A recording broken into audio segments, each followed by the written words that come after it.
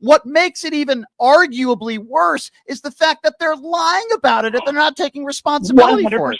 Yeah. I think Trudeau would have held somebody accountable and heads would have rolled and people would have lost their jobs and they wouldn't have lied about it either. They're lying 100%. about it. Let's go to Vancouver, Canada, and Ryan calling. Hey, Ryan, what's going on? Hey, echo the comments of your last couple of callers, but here's the thing. I was recently retired as a senior executive in the public safety and security establishment in Canada. And one of my roles during the 2010 Olympics was, very high up in the integrated security chain. And I had, of course, the highest security clearance Canada can offer. And through the Olympics, I actually ended up having an American security clearance as well. And I got to tell you, if any of these people remain in their posts after a breach like this, then the clown car is just absolutely off the rails. Yeah, and you reminded me of something else, and I agree with you. What about Donald Trump taking the security clearances away from somebody like a Hillary Clinton, for example? I mean, he's so vindictive, and he's not willing to put personal differences aside for someone's security and well-being. I mean, it's sick. The man is sick. And the pretzel backbreaking work that the Republicans are doing right now to try and minimize this is just astounding. It is honestly astounding. And if it was the other side, in either of our countries, the other side would be screaming at the top of their lungs. And the hypocrisy is deafening. It's just crazy.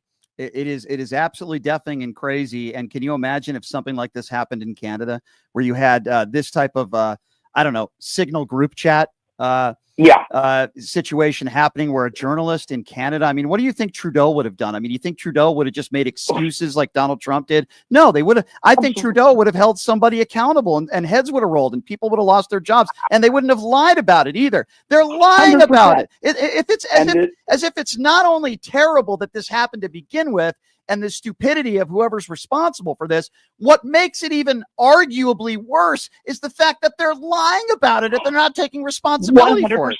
Yeah. Because if any of them remember going through their security clearance process, it isn't about being a saint. It's about telling the truth and being able to accept accountability. You tell them all sorts of crappy stuff you've done in your life during that polygraph. They don't care. They don't judge. They just want you to tell them the truth. And when you screw up afterwards, your main job is to just be accountable. Oh my God, I totally screwed that up. I need to, fix that, et cetera, et cetera. And generally, you're not in a lot of trouble. But the minute you start lying about it and doing all of this stuff, this just gets it right off the rails. I agree. They have sewered themselves. I agree. They've compounded it and made it even worse, my friend. Stay safe out there in Vancouver. Go Canucks, hey? The UK, which had been moving away from Europe, is now seeking closer ties with Europe. European countries are seeking closer ties with each other and seeing both Russia and the US as actively hostile now. In the UK, in Trump's first term, we didn't really care. We just thought, oh, silly Americans voting in this buffoon, whatever. We've got Boris Johnson. He's just another idiot. It's fine. And we don't give a shit about the Democrats either. Like, we just don't care about them. And then the second term, it was much different because now it's directly affecting us. We really need to understand this. When he's threatening Greenland and he's threatening Canada, he's threatening to declare war on NATO. Correct. And I think that is a really big thing that I don't think is getting through to a lot of people in the States, how big of a deal that is. Oh, it is a big deal. And he's also threatened to put boots on the ground. I do think it's a big deal. Listen, I think everything he's doing right now is a big deal, right? Calling Zelensky a traitor, the 25% tariffs, deporting every person in this country, some of whom without due process.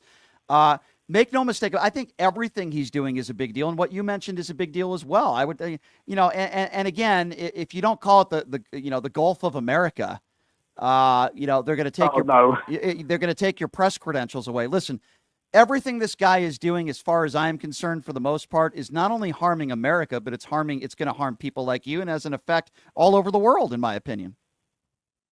Well, I think the other thing is J.D. Vance is.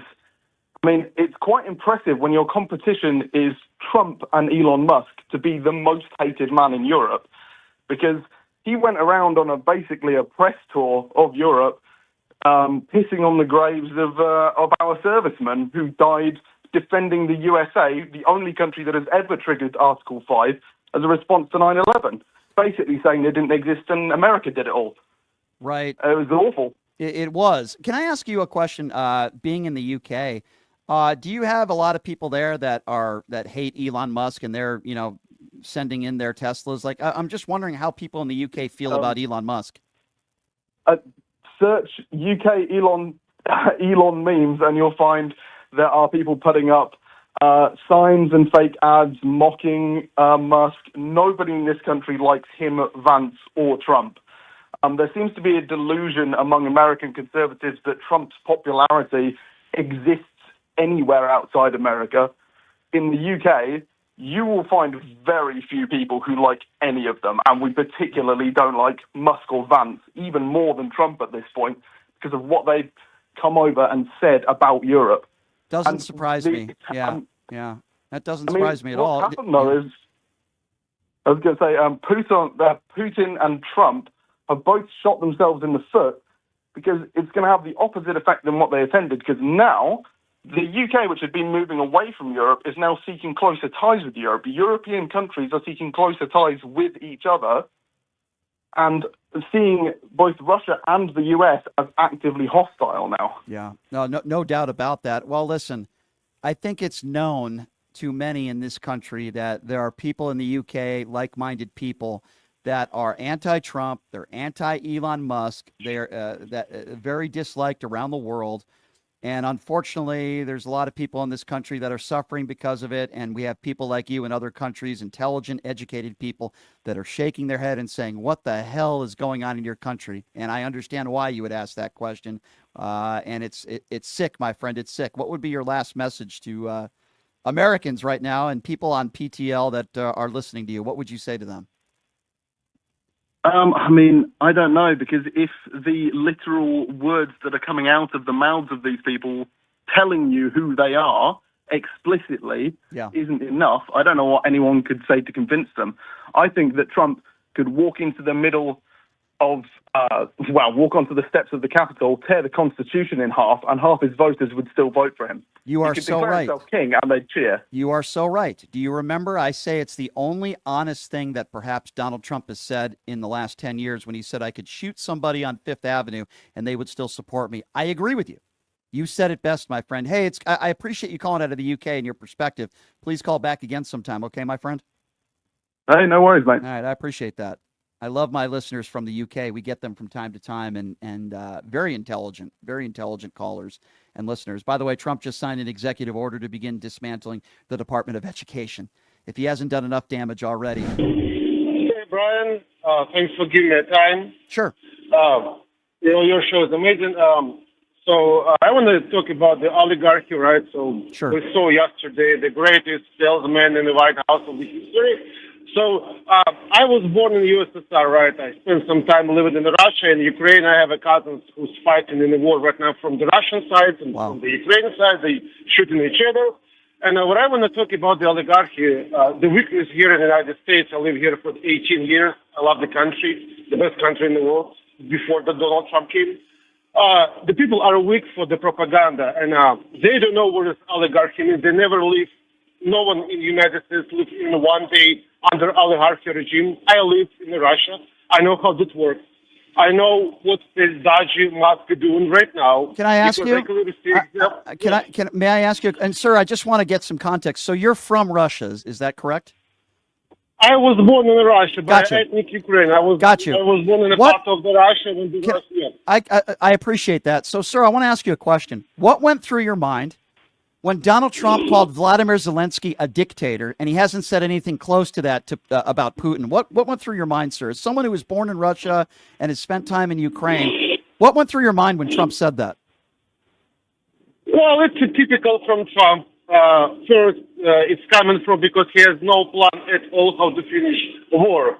So he took the weakest side, which is Ukraine, because Ukraine depends from the Russian weapons and satellites, everything so he took the weakest guy because Ukraine depends on them and pushing on him because Trump has nothing to do to the Putin. Nothing. Zero. What? So do you think Sanctions- you think the way I think that Putin is just playing him to get what he wants?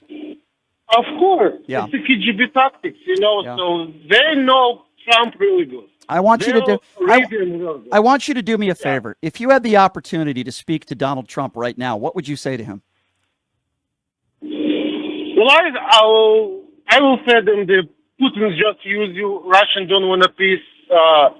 He doesn't know Russians at all. But once he said, like, well, I have a Russian friend. Russians are good people. They're not good people. I know their mentality. Right now, they full-time living in the war. My cousins right now, who brainwashed by propaganda, wants to kill part of my family, Oh my It's God! a madness. I'm so sorry to You know, hear it's that. a madness. Your I know. family. Where does your I know. family? Where does your family live right now? It's a city in Odessa. It's the south of Ukraine. Oh, my gosh. Russians bombing every day. I'm so I know. sorry. I'm so Think it's sorry. that- Ugh. Trump called these people is nice, like he doesn't know no one. And even right now, when I facing some time with the MAGA people, they try to justify the Russians, and I Right. the one thing Right. they don't know nothing about the Russians. Well, I'm going to tell you something. I agree. I agree with you. I'm going to tell you this, my friend. I'm going to pray for your family. You sound like a very nice man, and I'm going to pray for your family. And I'm so sorry that you're going through this. You sound like a very intelligent and educated man. And for somebody that was born in Russia and spent a lot of time in Ukraine, you have a lot of credibility to this issue. We want the war to end, but it's not going to end so long as Vladimir Putin gets all the concessions that he wants. Thank you so much for your call. I'm humbled by your phone call, and I'm so sorry for what your family is going through, my friend. And it sickens me that our administration in America is not supporting people like members of your family. It sickens me, sir. And I so appreciate you. I really do. Let's go.